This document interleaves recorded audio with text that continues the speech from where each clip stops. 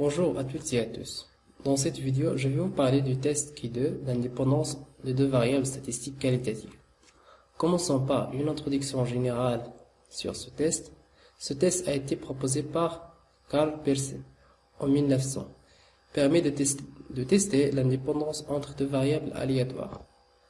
On cite les trois types de tests du Q2. On a le test du Q2 d'ajustement, test du Q2 d'homogénéité, test du Q2 d'indépendance, qui est notre sujet dans cette vidéo. Le principe du test du Q2. Le test du Q2 permet de tester l'hypothèse nulle en déterminant un indicateur d'écart qui consiste à une mesure normalisée de l'écart entre les valeurs théoriques calculées sous l'hypothèse nulle et les valeurs observées dans l'échantillon. On s'intéresse maintenant par le test du Q2 d'indépendance. Pour appliquer ce test, il faut que les effectifs théoriques soient supérieurs ou égaux à 5. Si ce n'est pas le cas, on procède à un regroupement de modalités, soit de la variable x, soit de la variable y, soit des deux. La mise en place du test, on commence toujours par formuler les hypothèses. Souvent, l'hypothèse nulle et les variables, ou bien les deux variables, sont indépendantes. L'hypothèse alternative, il existe un lien entre les variables étudiées, c'est-à-dire les variables sont liées. Deuxième point, indiquer le seuil de signification du test. Le troisième point, déterminer le tableau de contingence des effectifs observés. Le quatrième point est de calculer les effectifs théoriques selon la formule TEG qui est égale, comme vous voyez dans l'écran. Et vérifier les conditions d'application du test, c'est-à-dire ces effectifs théoriques sont supérieurs ou égaux à 5. Le point suivant est de calculer l'indicateur d'écart, qui est donné par la relation suivante. Enfin, on fait une décision. Si la valeur de l'indicateur calculé est inférieure à la valeur de l'indicateur observé dans la table du Q2, alors on accepte l'hypothèse nulle. Et on dit que les variables x et y sont indépendantes. Si c'est le contraire, on rejette l'hypothèse nulle et on dit qu'il existe une liaison significative entre les variables x et y. Pour bien comprendre ce test, on va étudier un exemple concret. Lésion énoncée. 284 personnes ont été affectées par le virus COVID-19. On dispose de traitement A et traitement B, et on souhaite évaluer si la nature des traitements suivis influe sur la guérison des personnes ayant cette maladie. Sur 175 personnes qui ont reçu le traitement A, 140 ont été guéries au bout de 7 jours et 35 n'ont pas. Sur les 109 personnes qui ont reçu le traitement B, 99 ont été guéries au bout de 7 jours et 10 n'ont pas. La question qui se pose, est-ce que la guérison au bout de 7 jours est liée à la nature du traitement suivi? Pour répondre à cette question, on réalise un test d'indépendance du Q2. Ce test s'applique à partir d'un tableau de contingence dans lequel on croise les deux variables qualitatives.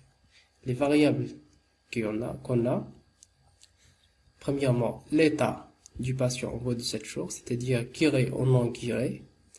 Deuxièmement, la nature des traitements suivis, c'est-à-dire traitement A ou bien traitement B. Mais avant de poser, ou bien avant de déterminer le tableau de contingence, on commence par poser les hypothèses. L'hypothèse nulle et les deux critères sont indépendants, c'est-à-dire la guérison au bout de 7 jours de la maladie ne dépend pas du traitement suivi. L'hypothèse alternative et les deux critères sont liés, bien dépendants. Pour le tableau de contingence, on va placer les chiffres qu'on a, ou bien les effectifs observés qu'on a. Puis on fait les sommes marginales par colonne et par ligne, on obtient l'effectif total qui est 284. Les effectifs observés qu'on a sont comme suit. N11 140, N12 35, N21 99, N22 45. On peut ajouter à ce tableau de contingence l'information des effectifs ou bien des fréquences calculées ou des fréquences attendues sous H0. Sur l'hypothèse nulle, on a 239 personnes qui ont guéri quel que soit le traitement suivi parmi 284 personnes. Il reste 45 personnes non guéries parmi ces 284. Alors, les fréquences attendues sur l'hypothèse nulle sont donc 239 sur 284 qui est égal à 0,842. Pour la deuxième, 45 divisé par 284 qui est égal à 0,158. Pour la somme de fréquences égale à 1. On passe maintenant à calculer les effectifs N étoile G attendus sous l'hypothèse H0 à partir des effectifs observés N indice Ig.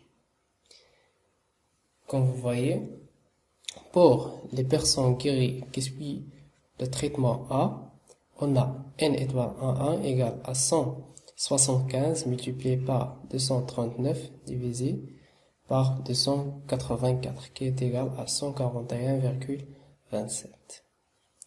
Pour le deuxième, on a N étoile 2 égale à 175 multiplié par 0,158 qui est égal à 27,73. Pour les deux derniers, c'est-à-dire les personnes guéries et non guéries qui suivent le traitement P, on a N étoile de 1 égale 91,73, N étoile de 2 égale à 17,27. Pour la valeur de la statistique du Q2 recherché est obtenue à partir de la somme des différences entre les N et J moins les N étoile G élevées au carré. Le tout divisé par N étoile J, qui est égal à 0,35 plus 1,9 plus 0,57 plus 3,06 qui est égal à 5,88. On passe maintenant à déterminer le degré de liberté. Le degré de liberté s'obtient à partir du nombre des colonnes et le nombre des lignes. On a V égale à le nombre des lignes moins 1 multiplié par le nombre des colonnes moins 1. Ici, on a V égale à 2 moins 1 multiplié par 2 moins 1, c'est-à-dire 1. On fait une lecture de la table des valeurs critiques de la loi de Q2 à n degrés de liberté. Pour tester l'hypothèse nulle au seuil de risque 5%, on doit déterminer le Q2 de la table. On va lire la table du Q2 telle que P de Q2 OPS supérieur ou égal à Q de seuil égal à 0,05 pour 1 degré de liberté. V égale à 1. D'après la table, on a Q2 partir Q2 V égale à 3,84.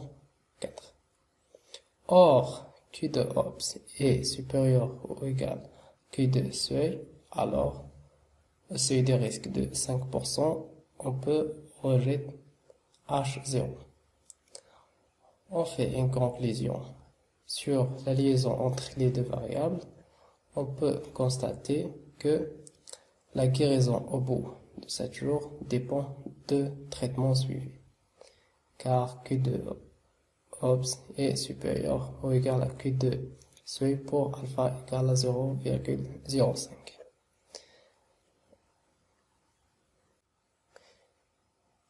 J'espère que vous avez compris et merci et à bientôt.